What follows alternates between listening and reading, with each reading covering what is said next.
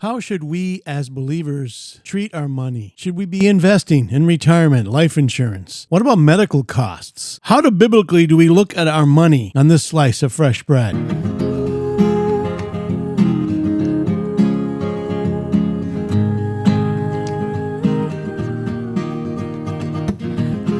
Welcome to Fresh Bread, a podcast ministry of Grace Bible Church, Gainesville, with Pastor Brandon and Pastor Keith.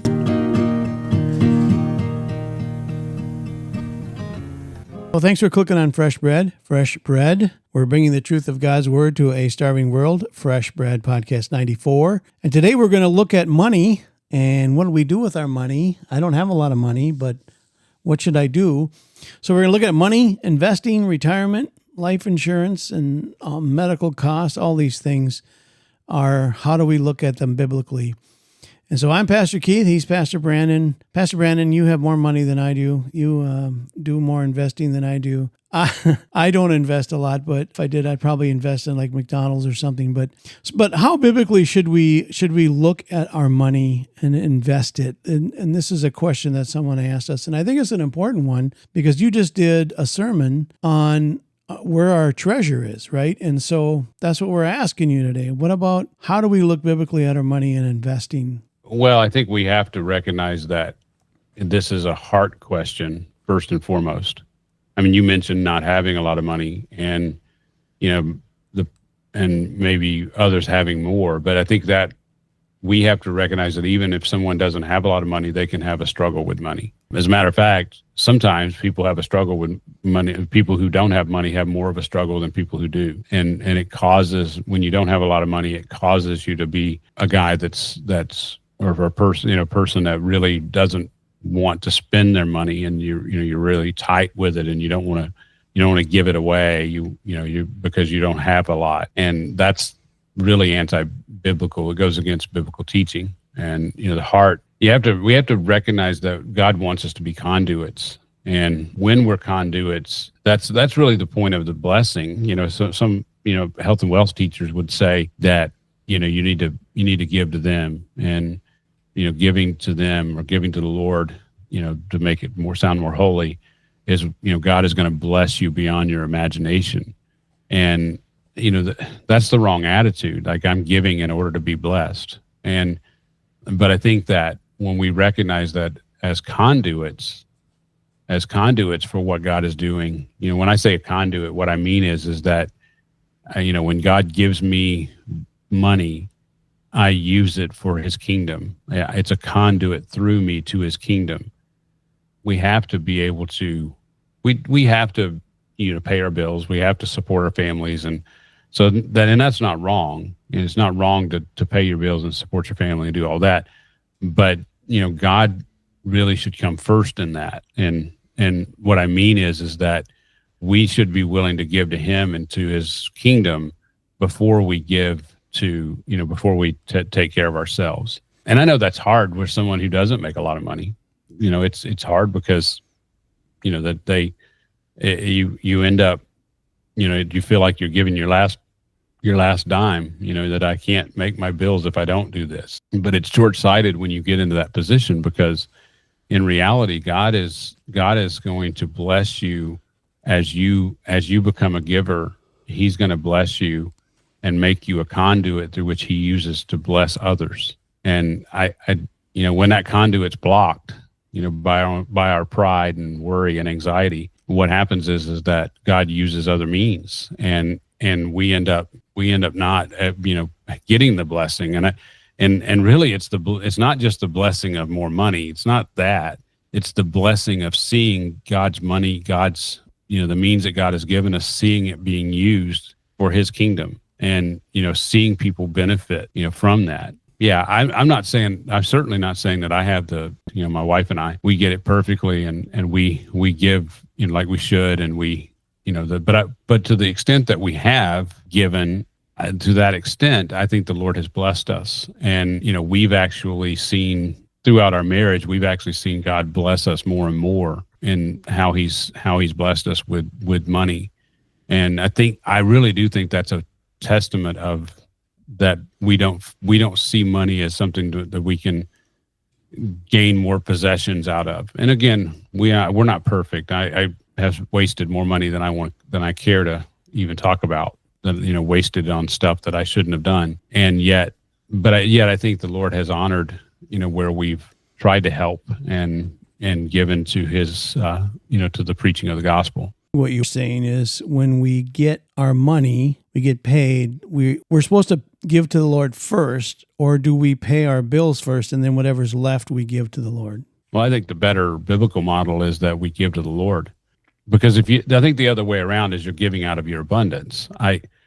If I have money left over after I pay all the bills, then that's really giving out of your abundance, like giving out of your excess. And I don't think that is the biblical way to do it. I think the biblical way to do it is that you commit to the Lord, and I'm going to give so much, and you trust that he's going to make up the difference if there is a difference. And I'm not saying that we should be frivolous or unwise. And if you make $5,000 a month and you give $2,500 a month away, you need to make sure that you still can pay your rent, and you still can buy your food, and you still can, you still need to do that. And so there is a balance there. I mean, there's a tension there, but at the same time, we should give sacrificially. And so, if you make $5,000 a month, what is a sacrificial number? Well, that's different for everybody. I would argue that's why the New Testament doesn't give us a percentage that we need to give, that ultimately it's giving as unto the Lord, giving from the heart, and, setting an amount and saying, okay, this is what we're going to do, and this is how we're going to live. And, we're not going to live beyond this. And so we're going to give him this much, and he's going to, ultimately make up the difference if there needs to be one. And yeah, that's how Angie and I have tried to do it. We again, never perfect, but that's how we've tried to handle it. Yeah. So do we give 10% off the top? Is that what we have to do? No, that's not. Okay. No, not necessarily. That's what I just said, is that the New Testament doesn't give us, a 10% tithe. That's what, a lot of people, do, and what they think is it needs to be 10%. And yet that's not what the New Testament says. The New Testament has more of a, give like as a matter of what you do, but you're not, you're giving as like according to your heart. Like what is it that I need to give sacrificially, ultimately, is what it boils down to. Giving, that the whole idea of making sure that I'm giving with liberality and not trying to hoard my, what I have, not trying to build up a big bank account in order to do whatever, or to have comfort or have security. The Lord, frowns upon that. Is it give till you hurt? Well, I think so. I do. Everybody's situation is different, and I don't want to, make somebody feel bad about not giving enough. If the Lord's convicting your heart, that's fine. I don't want to convict you that way. I'm not trying to make people feel like that they're not, worthy and that sort of thing. But the Lord, if the Lord convicts your heart that way, but yeah, I do think that that's more the principle, is that I should give till I hurt, and that trusting that the Lord is going to care for me. And how does that fit in with a joyful giver, though? If it hurts, like, shouldn't you? Well, because you are joyful, even though it hurts. Yeah. That's consider it all joy when you encounter various trials. So I can have joy even if I have, difficulty. Okay. It's just learning. Paul says in Philippians 4, learning to live with plenty, but also learning to live with, not so much. And so, that's the kind of the attitude, but that learning to live in that way ultimately has to do with my heart, and which my heart that's going to have joy. Paul says, Philippians 4:10, he says, "But I rejoice in the Lord greatly that now at last you have revived thinking about me. Indeed, you were thinking about me before, but you lacked opportunity." Then he says this, "Not that I speak from want, for I learned to be content in whatever circumstances I am. I know how to get along with humble means, and I also know how to live in abundance. And in any and all things, I have learned the secret of being filled and going hungry, both of having abundance and suffering need. And then he says, I can do all things through him who strengthens me. So, there's going to be times in your life that he does give you abundance, and, and it's being faithful in those times, but there's going to be times when there's need, and it's being faithful during those times as well. Yeah. Why do you think it is so hard? Is it because of the way we grow up here in America, but to trust God with our money? Like, we work hard for it. This is our money. And yeah, I'm going to give a little bit to the Lord, but I also am going to, we need this, we need that. I'm going to store some up in the bank. It is totally a trust thing, really, for us to let go of our money. And I like how you said at one time that we hold our money with open hands. We don't. Well, we hold everything, life, clench our fist. Any resource that we have, whether it's our life or time, our financial resources, it is an open hand, and understanding that God is the one who deals with those things. He's the one who chooses to use you and use you in whatever way that he deems necessary. And whatever way brings him glory.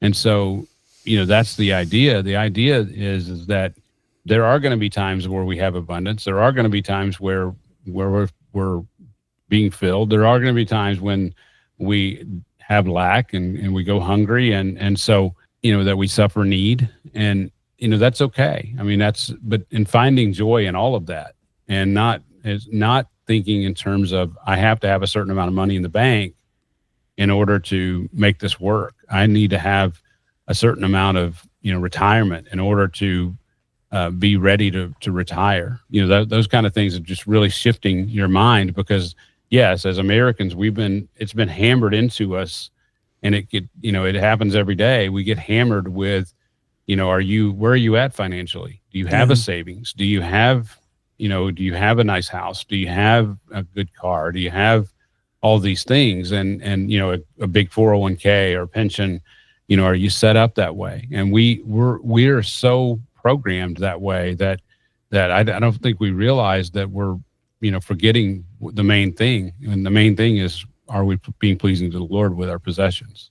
So what do we say to people who, let's say they give to their church, but they're not real sure how the church is going to handle the money? So I'm not going to give them a lot. I'm just going to give them a little bit. Is it people not trusting the Lord in that way? Because you should just give and not, should you worry about where the money goes? Or is it just, this is the Lord? Yeah. Okay. So that's a nuanced answer, really, because there are people who are unfaithful. There are people who are in Christian leadership who are unfaithful with money. And we need to make sure that we recognize those people and not give to those people. As an example, Joel Osteen is not someone a Christian should be giving to.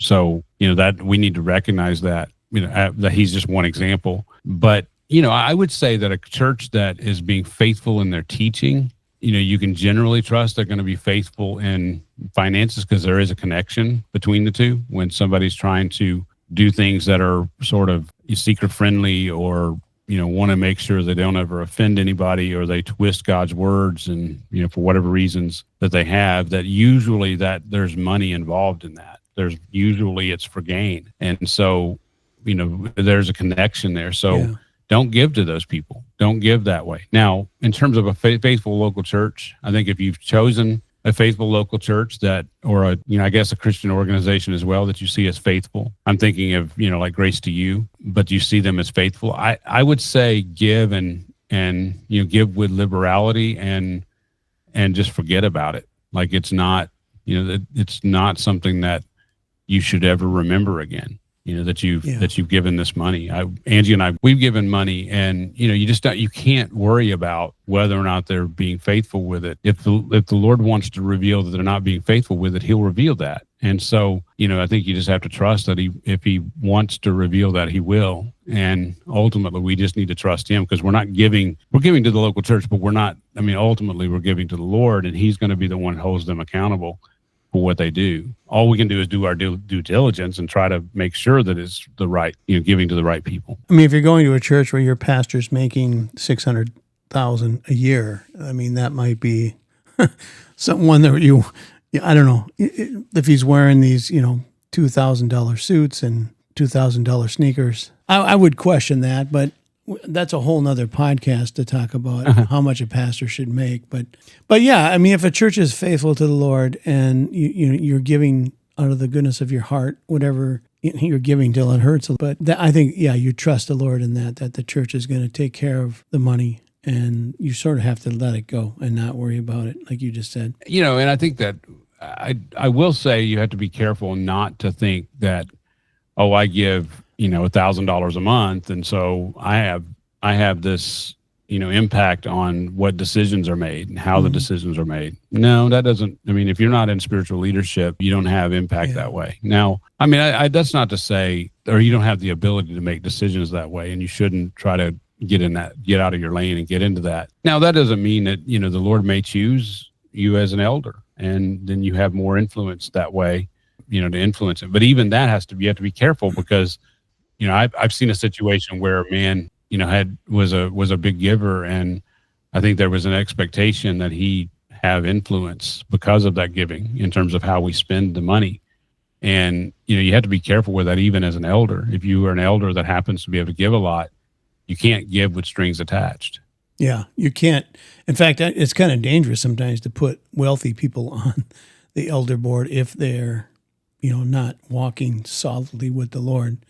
Because that there is a danger there. There is a danger there. Now, but there's just as big a danger to put somebody that's poor on the elder board that, that has a love of money in their heart. And so, the issue is not just making sure they're not a lover of money.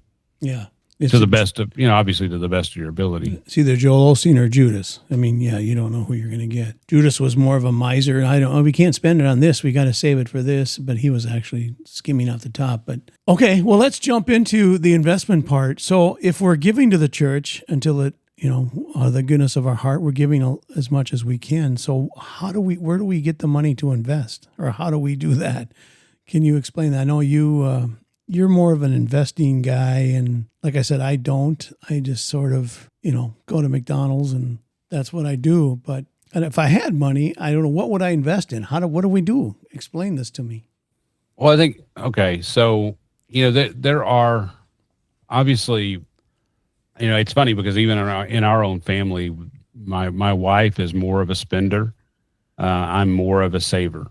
And part of that saving for me comes into investing, and being willing to, or being able to invest in certain things in order to see that money grow. And there's nothing wrong with that. I mean, there's nothing wrong with having savings. There's nothing wrong with having an investment account. There's nothing wrong with having a 401k. We can get more into retirement in a moment, but there's nothing wrong with those those concepts. Again, it's a matter of the heart and why you're doing it. And so if you're doing it in order to have comfort, if you're doing it in order to reduce anxiety, that I don't want to run out of money, I don't want to be poor, those are, sinful motivations. But if you're doing it such that, the Lord is that you're going to be freed up to serve him more, both with your money and with your time, that's not a bad thing. So as an example, if someone is going to retire, and I don't have a problem with leaving your job, at some point when you get to a certain age or a certain situation, but you shouldn't be thinking in terms of, I'm just going to sit back and do nothing now. You should be thinking in terms of, wow, this opens me up to ministry. This opens me up to help others, to, be a guy that can go, even if you're not a pastor, but if you have skills, like you have a carpentry skill, or a plumber, or an electrician, or, computer programming, or anything like that, you can help others with that, with those things. So it opens up, having the ability to have a retirement, to be basically independent in retirement, gives you the ability to use that time in other ways to serve the Lord. But if you're just doing it, the whole, collecting seashells is the John Piper example. And, if you're just doing it to finance collecting seashells, then it's certainly not, what we should be doing. Now, I do recognize that, again, it's a matter of the heart. There is obviously you could deceive yourself into thinking, well, I'm setting up this big 401k or this big investment account. I'm setting all that up so that I can now free myself up. So I'm going to work really, really hard and be really, really focused on my job and focused on making money. And one day I'm going to get to this point where, okay, now I'm going to use it for the Lord. And I think that's something that's not right. That, it's a matter of living that lifestyle. But in the midst of that lifestyle, as the Lord prospers you, there's nothing wrong with, and there's everything right about being able to use your money and, wisely and investing it. So as we look at retirement, you're saving money for that.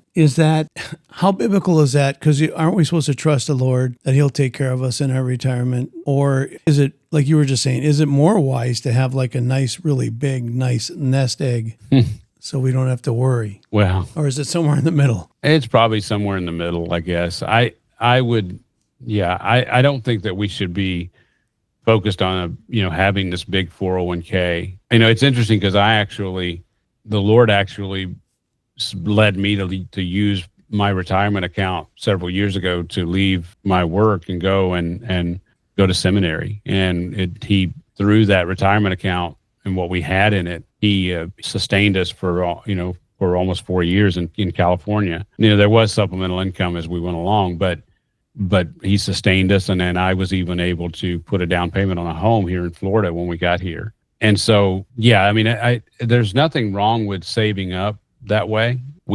I'll tell you, for us, and, I humbly say this, I hope it's humble, but, there was a time in Angie and I's life, I kept getting raises and bonuses, and, the Lord was just prospering us that way. And we just came together and said, you know what, we're making enough. Like, we don't need any more. And so whatever the Lord prospers us beyond this, we're just going to give that. I mean, we're just going to figure out ways to give it. And we did. And I'm not saying we did perfectly, that we, said that number, but we did. We didn't live in as big a house and nice of a house that we could have based on my income. We didn't have the cars that we could have driven based on my income. We tried to stay reasonable in those areas, and we gave hopefully with liberality. And so I think it's just a matter of living your lifestyle in such a way, and understanding that it's not wrong to save, even save for retirement as a good steward, but that because you don't want to presume upon anyone either. I mean, I say that, but I want to presume upon my kids. But that's a side story. But I'm kind of tongue in cheek on that. But I don't think it's bad for your children to take care of you, in terms of you've taken care of them. There's as a family, there's nothing wrong with your kids taking care of you in retirement. But at the same time, you don't want to just like put all the burden on them. You don't want to be a bad steward for your whole entire life, and you come to retirement age and all of a sudden you're freeloading on your kids. I think the same principle is at play here. I have to work, and I have to do what needs to be done to care for myself and for people around me. And so when that time comes, hopefully my kids are have that same focus, that they want to care for the people around them, and where I fall short, they'll help. And at the same time, I don't need to have this focus of, I'm just going to just freeload and soak off of somebody else in the future. So yeah, that was my goal, is to freeload. It didn't work out so well, but so as we look at investment, we're talking about investing. You're talking about it's okay to invest in retirement. It's okay to have that. So is that why some people really tend to look at jobs that have a pension? They're really looking for, once they retire, they're still getting almost a full. I guess some pensions are pretty 70%. Yeah, pretty robust. Yeah. Would that be a good career to jump into, is something with a pension? Yeah, I don't see a problem with that. I mean, it's not sinful to do that. Matter of fact, I've been talking to, my son about getting a job, and I've encouraged him toward, state jobs as a possibility because of the, the potential for pensions, if you stay long enough, and the benefits that they give in terms of retirement and medical and all that. So yeah, there's nothing wrong with that. I think it's a matter of the heart. I guess here's the thing. If you're taking away from the Lord in order to save up this big nest egg, you probably are out of balance. But if you're giving to the Lord liberally and you're able to save some toward retirement, then the Lord is going to bless that. I mean, I like I say, I'm not anywhere near where I would want to be if I were just looking at trying to put myself in a position to be able to retire at 65 or whatever. I'm not anywhere near where I need to be, but I'm okay with that because the Lord, I used that money that I had that we had saved back, and I used that for seminary, and I'm just trusting that the Lord is gonna prosper me to the level He wants to prosper me. And I'm not trying to take away from the Lord in order to make up for that. Like I'm not going to give anymore because I don't have enough in my 401k or whatever, my retirement account. I mean, again, it comes back to the heart. Yeah. I mean, I can't give you like this guideline other than some principles, and the principles are that you obviously you should give to the Lord, and you should give liberally. You should pay your bills and not have a ton of debt, and if you use debt, that you use it wisely.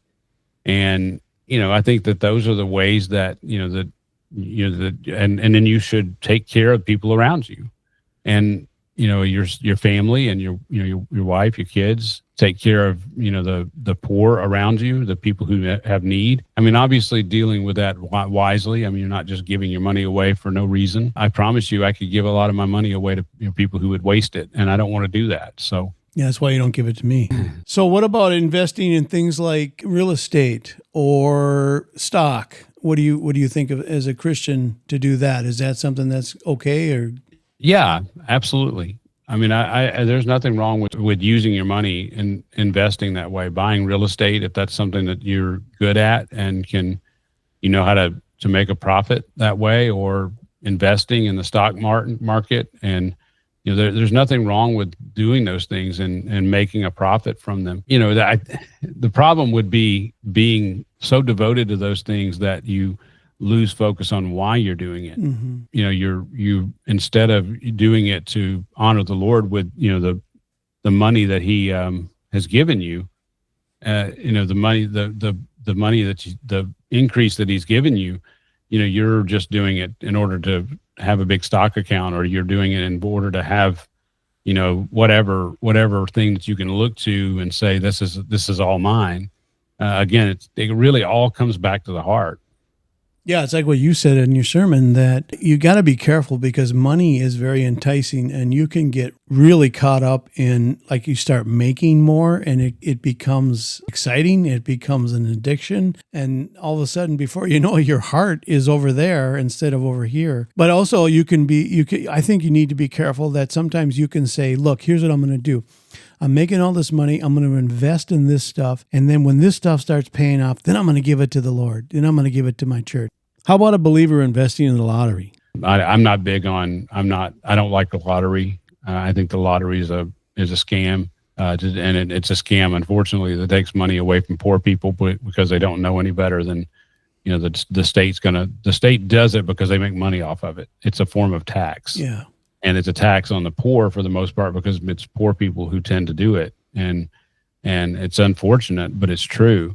And so I'm not a fan of these sports books, where you're betting on sports, and that, you could probably argue, like with the lottery, you're betting on, the balls popping up and, which balls are going to pop up, and, they're going to pop up in the, with the numbers and the order that you're putting it in. And, yeah. That's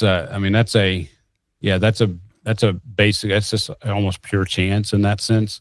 But you could argue with sports that you could do the research and that I know how to bet and that sort of thing. But I would say that that's even dangerous, that even cards, and some of it is as much, I guess, not more, but as much the people that kind of go with it. Like, gambling always draws in, based people and, people who that are not the best, and you don't want to associate with those people.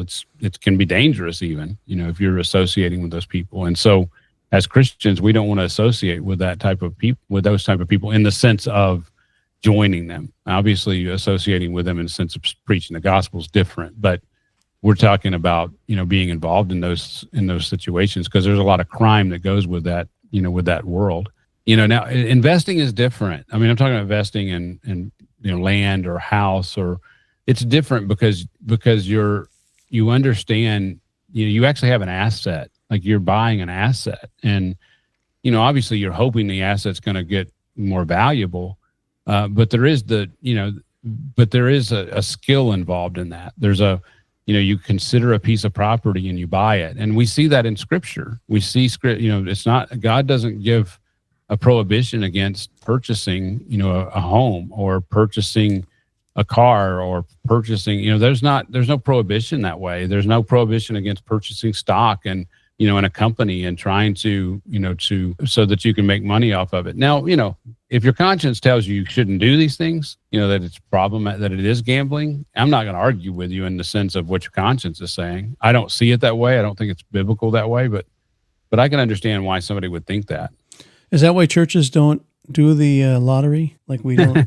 It's just. I don't think a church should get involved in the lottery. No. How about a church getting involved in like real estate or something? If a church bought land, in a sense, you are getting involved in real estate if you buy a piece of property and put a building on it, or buy a building and own a piece of property. I mean, in a sense, you are, but I don't think beyond that, a church should do that. I don't think that's I don't think that's the purpose of a church. Yeah, and the whole purpose of the money is trusting the Lord. Yes. And I think that's what people are looking at. The lottery is one of these things where it's just you're paying a small amount of money to get a lot of money, or less of what you think you're doing, and it's a quick way to get rich. Like people are always looking for a quick way to get rich, to make the most money they can with the least amount of time, rather than just saying, "Okay, Lord, I'm going to be faithful and do this and this, and then whatever you bless me with." But it's interesting if you do a study of those who have won the lottery. If you realize how much it hurt that it actually destroyed their lives, you probably wouldn't want to purchase many lottery tickets. Yeah, because most people who win the lottery end up worse off than they began, and much worse off. Whether it's drugs, or whether it's being alienated from family because family wants the money that you have. I mean, there's just so many things that can happen, that end up being problematic with winning a large amount of wealth, especially when you're not accustomed to it. Like you're not accustomed to that life, and you all of a sudden have all this wealth. It's very difficult and can be destructive, and it is destructive in most situations. Yeah, you can totally see that, how that would happen. So we're talking about money. We're talking about investing now. We're talking about how you invest in your retirement, have a savings account. There's nothing wrong with that. How about something like life insurance? What should a believer be doing about life insurance? Is it a wise thing to have? Do you want a lot? Do you want just enough? What do we do?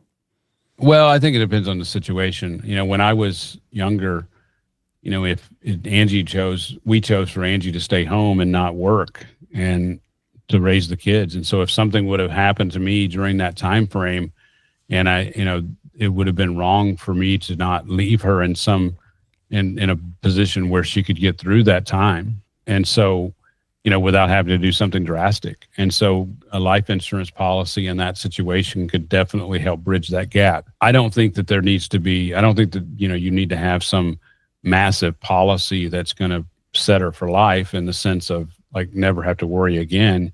But I do think that it's good and wise to have something to help offset in that situation.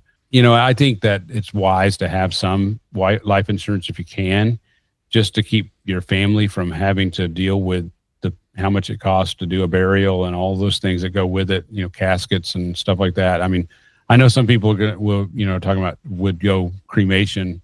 We've actually had a podcast on that, but I would say a traditional funeral is probably the more Christian way to do it.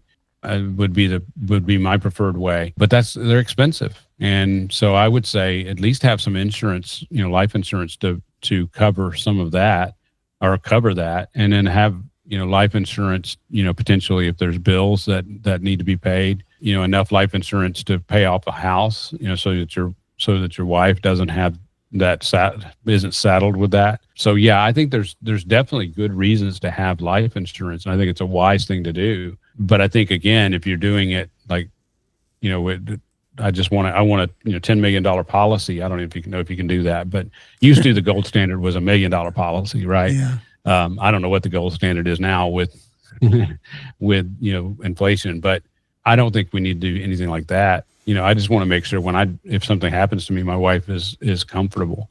And at this point, the kids are out of the house for the most part. I mean, we still have 2 at home right now, but they're over 18 and ultimately independent.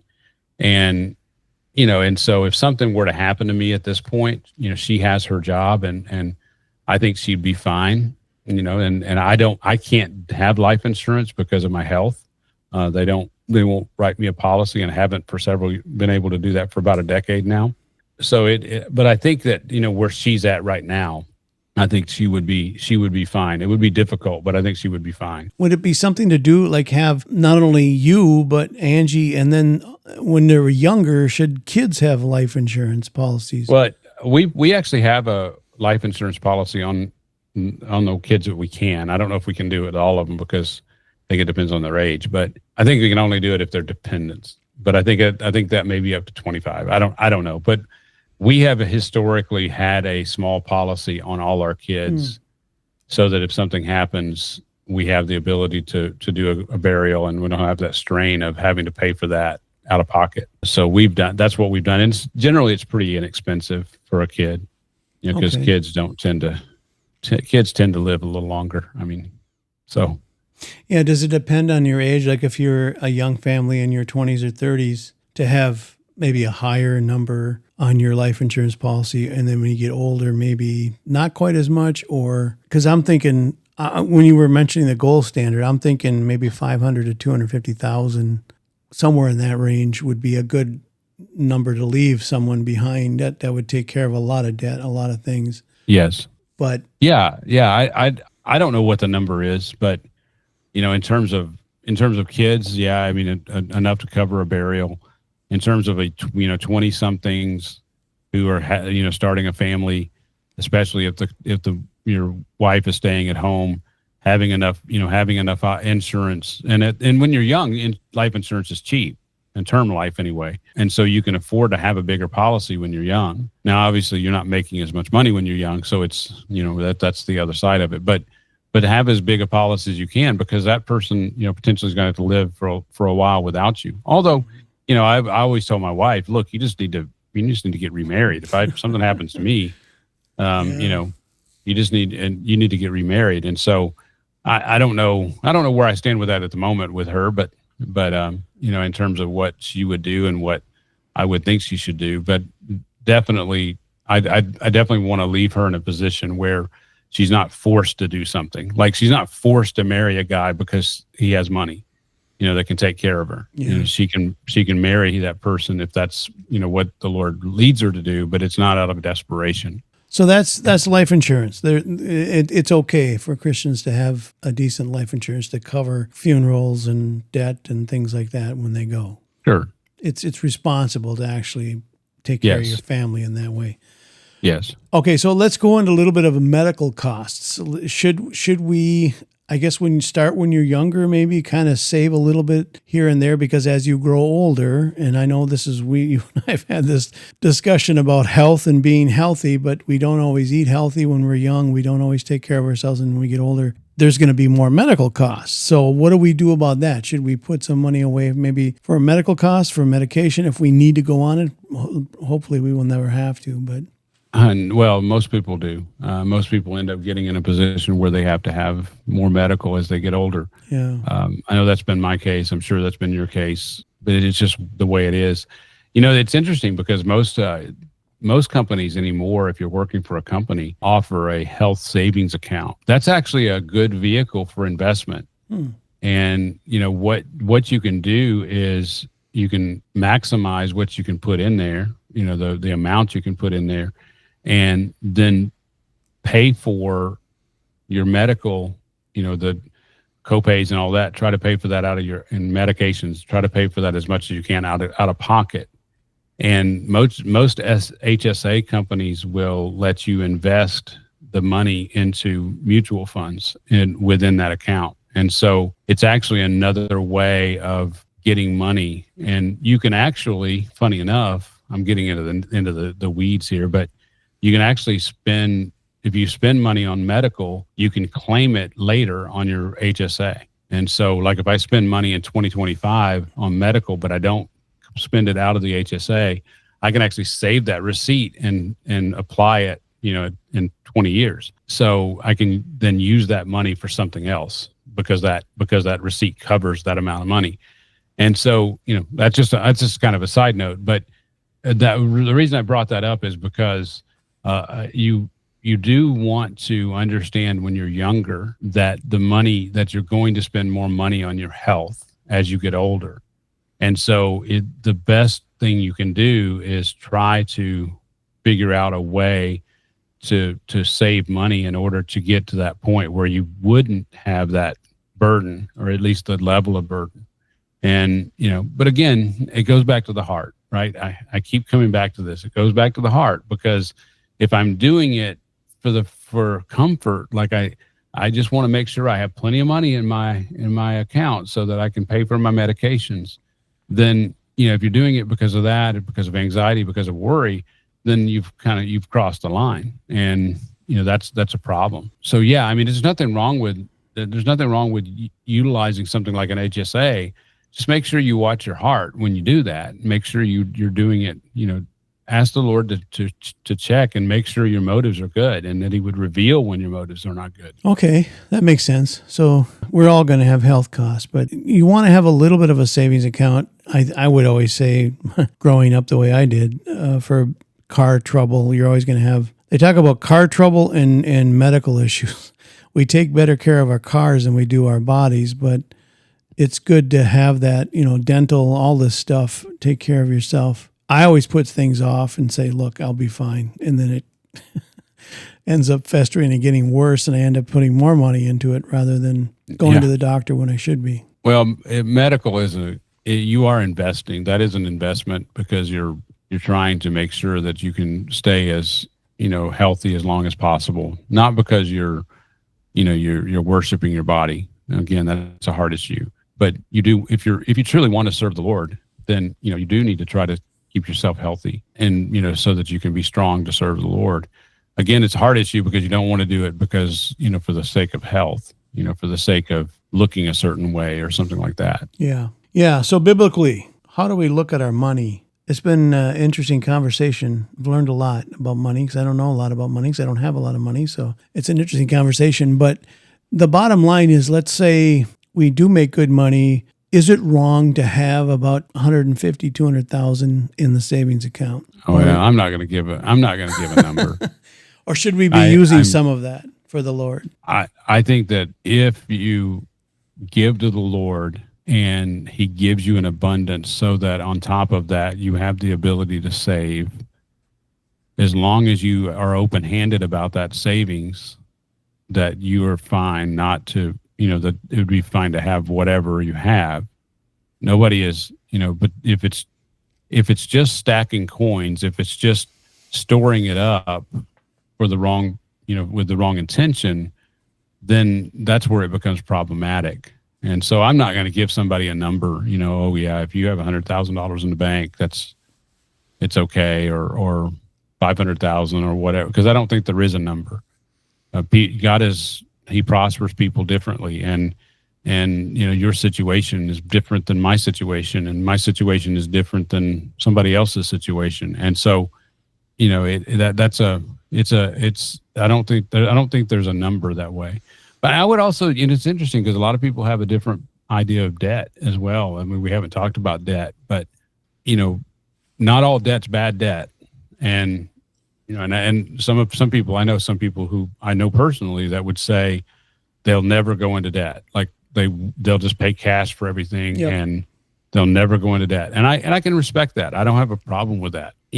On the other hand, there's people who go into debt and they go into unwise debt, debt that they can't deal with. And I think that's something that you have to be very, very careful of. Now, there is a middle ground. And this is where I'm at personally, but there is a middle ground where you can use debt in to your advantage, and not all debt's bad debt, and And so like if I buy a house, it's not bad debt as long as I care for that house and as long as I buy wisely so that the investment doesn't go down. Obviously the markets change and that can happen, but to the best of my ability, I buy a home that's going to hold its value. It's the best of my ability when I buy a car. So it's very difficult to buy a car without, going into debt to some level. And, but if I go into debt for a car, I buy a car that's going to last, and I take care of it. I don't just let it fall apart. I actually change the oil. I actually make sure I keep it washed and vacuumed and, all the things that I need to do that just to maintain it. I actually, replace things that need to be replaced instead of letting them go.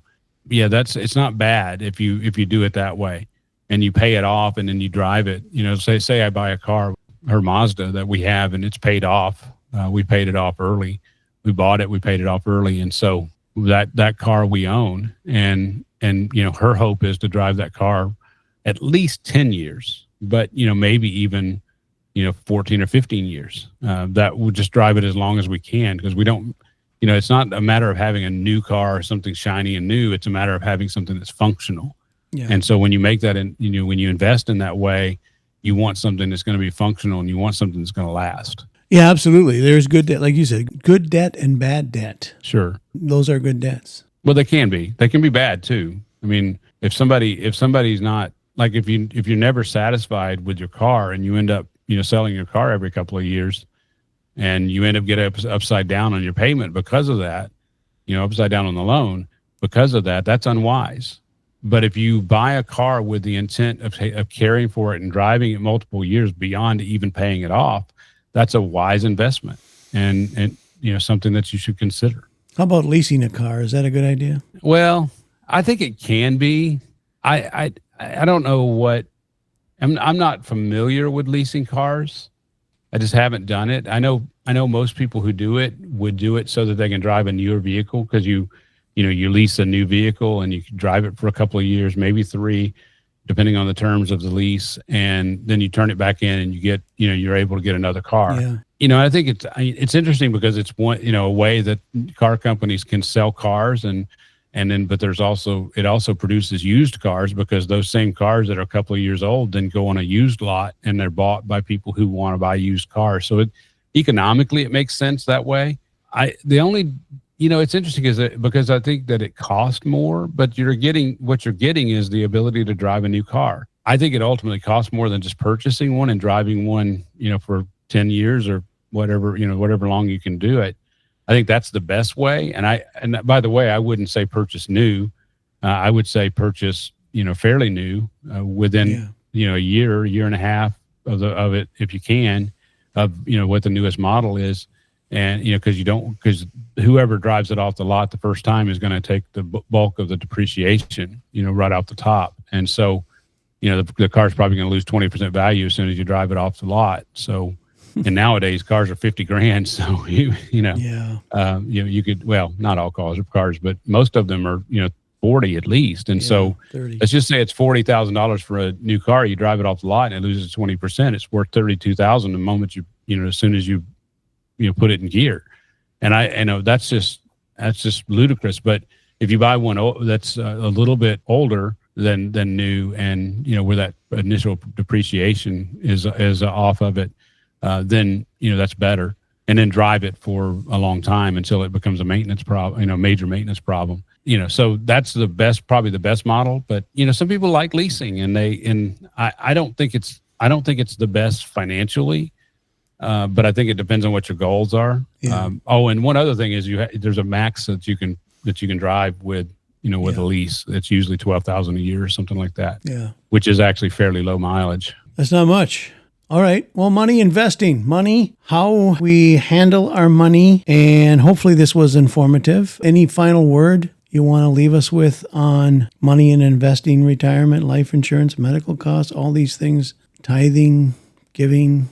I don't like the word tithing, do you?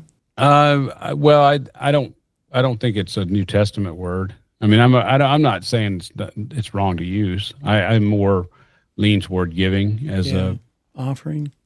Yeah, offering, I guess you could say. But yeah, I mean, tithing's not necessarily wrong as long as you don't understand it as being a specific number.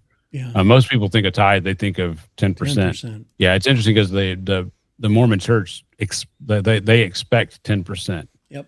And what's interesting about that is, if you look at giving, on average, I think it's like 3%. Like that's the average giving is 3%, which is dreadfully low. Yeah. And part of the reason why the Mormon Church is so rich is because they're building, they build these big massive temples, and they build smaller churches and smaller communities. And the reason they're so rich is because they do expect their members to give 10%, and so they're able to do a lot of things to help with people and all that. And it's all doctrinally because they want to good works, and that's But it is interesting that but the average, even I think probably even including if it's normally how they do it, but even including Mormons as Christians, the overall giving is 3%, which means that most churches are not getting that. They're not getting 3%. They're probably getting 1 or 2%. Yeah, that's tiny. Grace Bible Church has always been a church that gives, and we definitely have we've depended on the Lord, and the Lord has used His people. And I don't want anybody to feel like that this whole conversation is some level. There's some level of us trying to get people to give more money, because I don't want that. It's more, you need to give from the heart, and you need to use your money from the heart, and make sure that you're not a slave to it, but that you're a slave to the Lord. Yeah, that's what I was going to say. As we wrap this up, the bottom line always comes back to the heart. It's always that. It's a heart issue and how we deal with money. Yes. Well, this has been insightful. I wish I had money that I could invest and do things with, but someday maybe the Lord will bless me with that, and that's fine. I'm ready to go. That's why you don't give me money, because I just have an Amazon Well, account. actually, I have given you money.